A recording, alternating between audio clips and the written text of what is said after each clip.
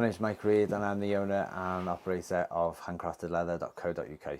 Going from leaving school in Mosslins in '98, I joined the armed forces. I was in the Royal Navy for just shy of 7 years.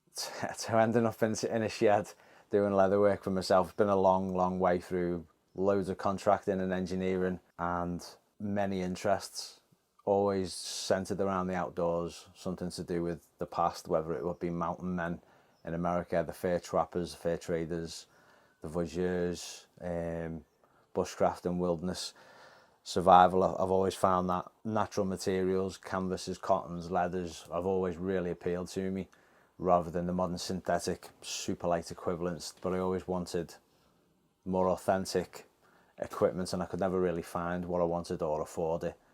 Certainly some of the more famous and well-known American packs, they're just sometimes beyond your reach. So I just got the materials and learned how to put things together. One thing led to another. I was asked to build something for someone or repair a pair of boots or build a bag, and it's escalated, I guess, and I've been able to, and I've been lucky enough to be able to put a lot of art and design of my own taste and other people's designs and artwork into their products, personalising them or doing a lot of batch work sometimes as gifts or products for people to sell on, and I've been fortunate enough to turn it into a living.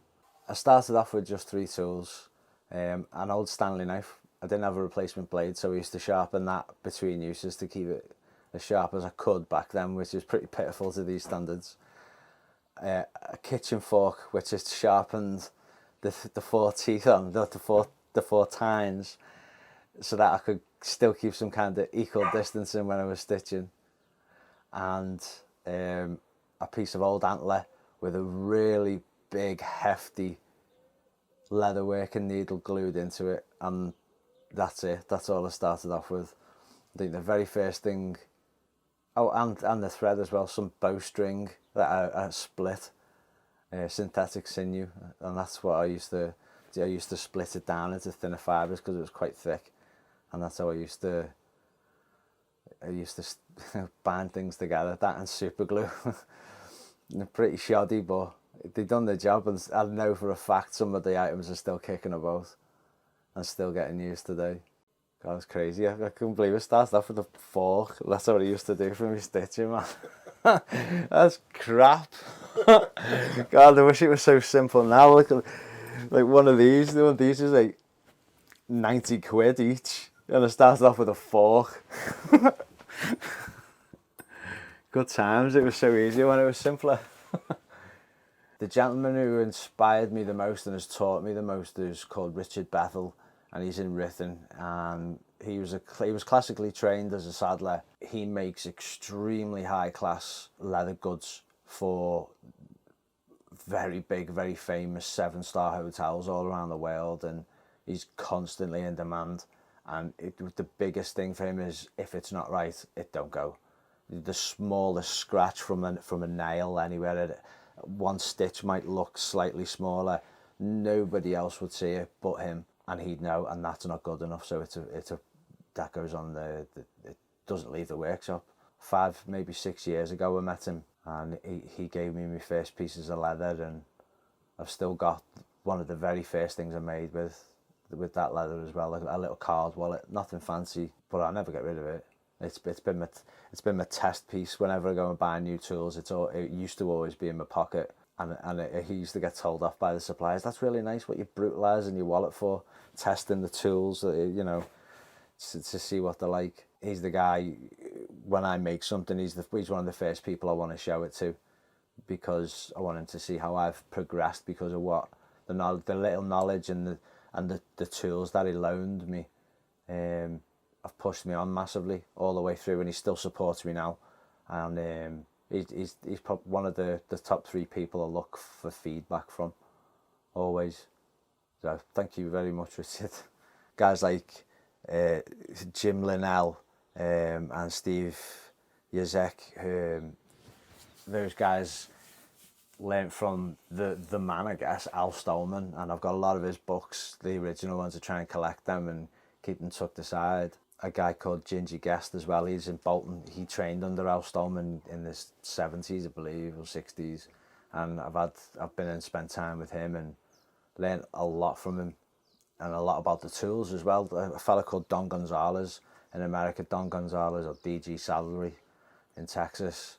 He's got a lot of YouTube content and it's fantastic. That's where I've learned all the bread and butter on how to use the carving tools properly, and the intricacies of how to, and the subtle differences between lines.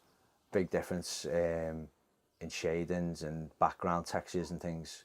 All really specific tools by like a guy called Barry King. His tools are almost second to none.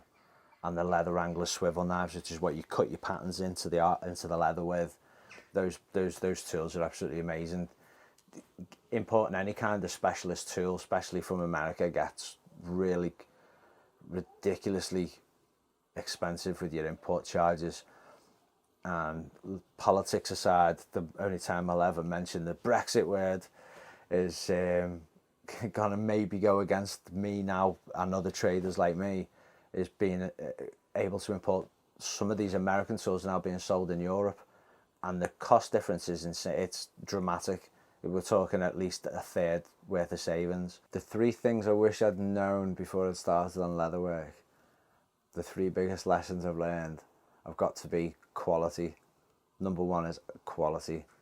If it's not something, you can make something for a family friend or your mum or your nan, and they say, oh, that's lovely, love, thank you very much. It goes in the drawer.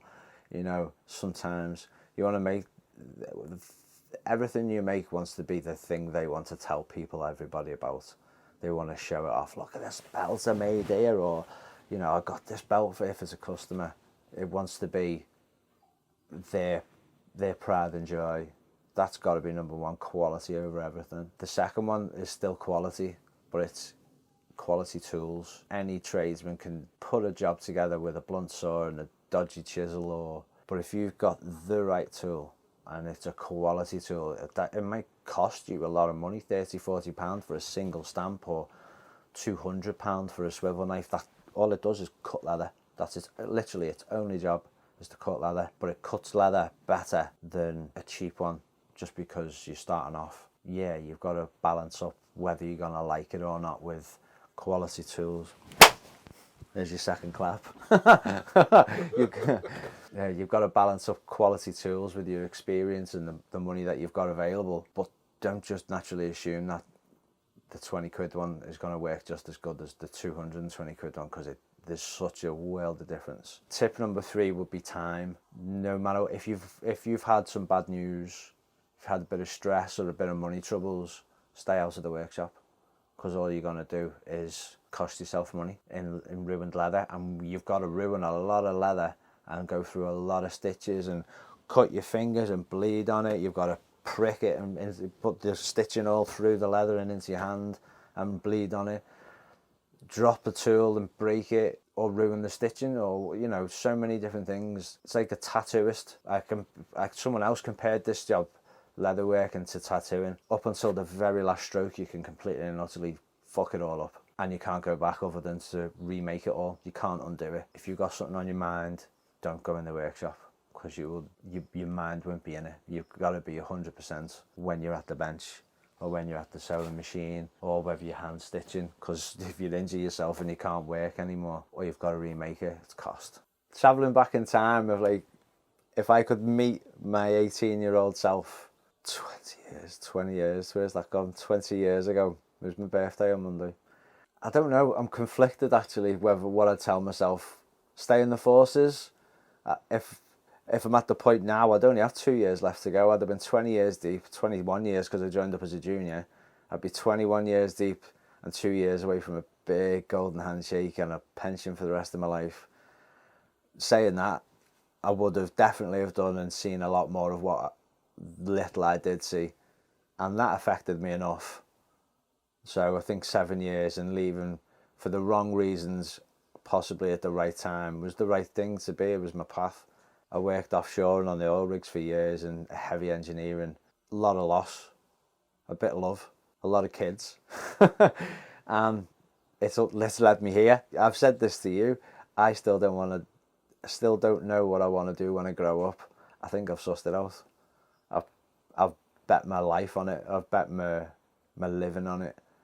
You're reliant on yourself for everything you do. I'm a secretary, I'm a media campaign manager, I am a housewife, I'm a cook, I'm a cleaner, I'm a childminder. Probably the last thing I am is I'm a leatherworker, and everything else I've, because of the level of leatherwork and the quality and what I want to gain from it, it isn't first place.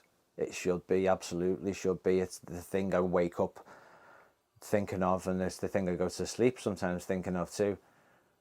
It's always in my mind, what's next? Wow, if I might see some art on the TV or in a paper or magazine and think, I could carve that, that'd be great.